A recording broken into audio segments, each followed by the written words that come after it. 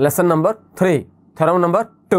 देखिए इसकी स्टेटमेंट है इस तरह से, a straight line drawn from the centre of a circle to bisect a chord which is not a diameter is perpendicular to the cord.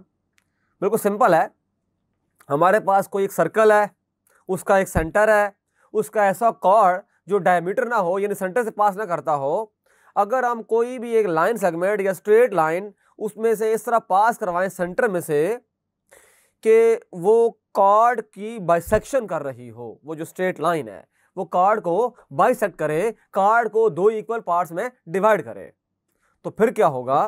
तो ये जो हमारे पास इसकी जो स्टेटमेंट है उसमें इस तरह से है कि एक ऐसी स्ट्रेट लाइन जो सेंटर से पास करे और कॉर्ड को बाइसेक्ट करे तो वो कॉर्ड के ऊपर परपेंडिकुलर होगी, यानी कि वो स्ट्रेट लाइन जो होगी वो परपेंडिकुलर बाइसेक्टर होगा।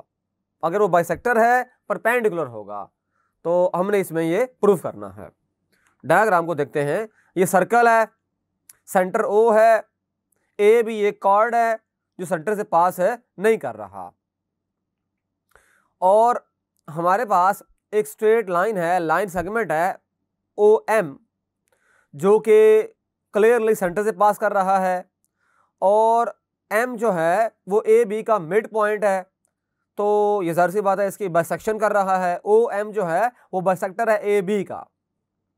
प्रूव ये करना है कि यहां पर ये जो ओ एम होगा ये परपेंडिकुलर होगा ए बी के ऊपर।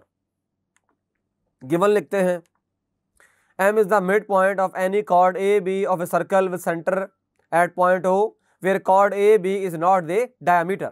अगर ये डायामीटर होता तो ये सेंटर से पास करता, क्योंकि सेंटर से पास नहीं कर रहा लिहाजा ये डायामीटर है नहीं है, कॉर्ड तो है वो डायामीटर है नहीं है। टू प्रूव में क्या लिखेंगे, OM is perpendicular to the chord AB। हमने ये बात प्रूव करनी है, यानी कि OM और AB के दरमियान जो एंगल होगा वो 90 डिग्री का होगा। कंस्ट्रक्शन देखें, O को हमने ज्वाइन करना है A और B के साथ, तो ये तो ऑलरेडी हमने इसमें डायग्राम में देख चुके हैं कि join point A and B with centre O, right measure of angle 1 and angle 2। ये जो एंगल 1 और एंगल 2 हैं ये देखें, ये हमारे पास है, यहाँ अगर मैं इसको शो करना चाहूँ तो ये देखें, ये आपका है एंगल 1 और ये है आपका एंगल 2। तो ये डायग्राम में बिल्कुल आसान सी बात है। इसका मतलब ये हुआ कि एक बड़ी ट्राइंगल बन गई है ओ ए बी और दो छोटी ट्राइंगल्स हैं, एक है ओ ए एम दूसरी है ओ बी एम। तो प्रूफ करते हैं स्टेटमेंट्स एंड रीजंस। ये देखें, triangle O A M has correspondence with triangle O B M. ये देखें, डायग्राम को देखें जरा, देखें आपके सामने ये बिल्कुल आसान बात है। देखें, एक ट्राइंगल इस तरफ पड़ी हुई है, ये देखें, इसका ये वाला एंगल है 1, ये वाला कोना है A, ये वाला कोना है O, ये वाला कोना हो गया M, और दूसरी ट्राइंगल आपके सामने इस तरह से मौजूद है। ये देखें, ये है M, ये है B, ये है O। अच्छा, इन दोनों ट्राइंगल में जो ओ एम है ये कॉमन है, जबकि यहाँ जो एंगल है वो है एंगल 2। अच्छा, ओ बी इधर है, ओ ए इधर है। अब करना ये है कि हमने इन दोनों के दरमियान में कारस्पॉन्डेंस रखनी है। जाहिर सी बात है, वो अंडरस्टूड बात है, दोनों ट्राइंगल्स हैं तो दोनों के दरमियान तो कारस्पॉन्डेंस तो है, लेकिन हम ये करेंगे कि इनको ना, एक ट्राइंगल को, ये दोनों उल्टी तरह हैं तो दोनों को हम जरा एक ही डायरेक्शन में ले आते हैं।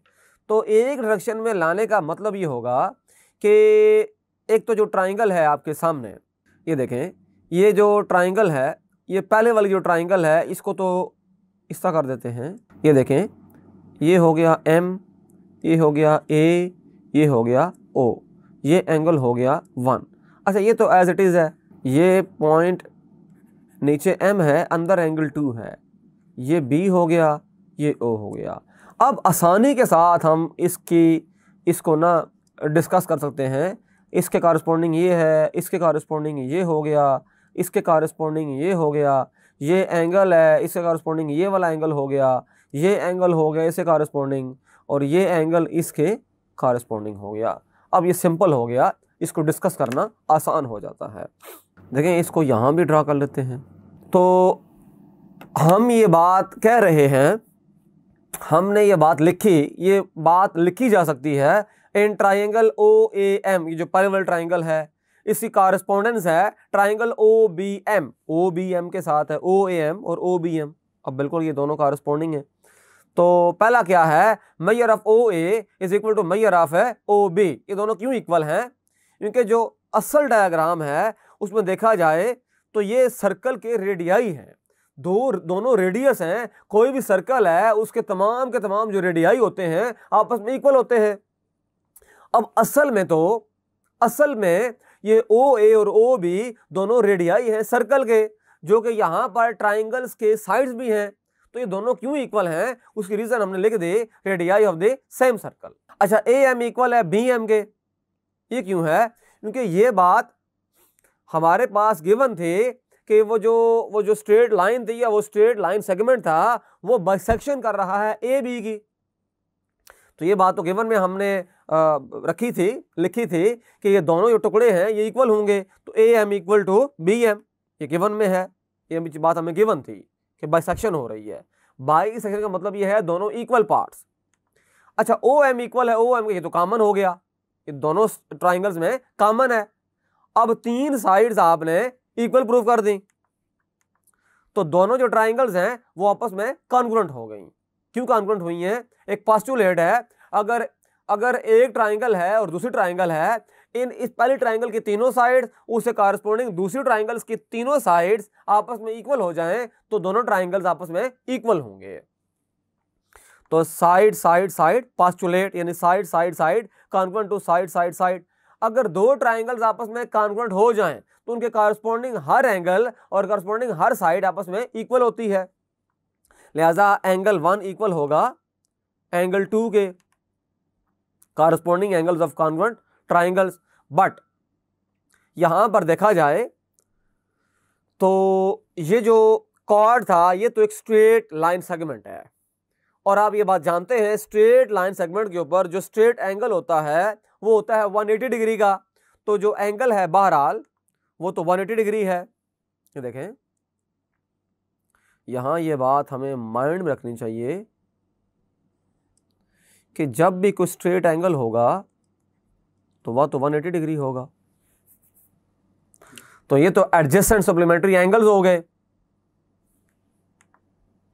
तो इसका मतलब ये हुआ कि एंगल 1 और एंगल 2 दोनों इक्वल भी हैं और इन दोनों का सम 180 डिग्री भी है। तो एंगल 1 भी कितना होगा 90 डिग्री, एंगल 2 भी कितना होगा 90 डिग्री। इससे थ्योरम प्रूफ हो जाता है।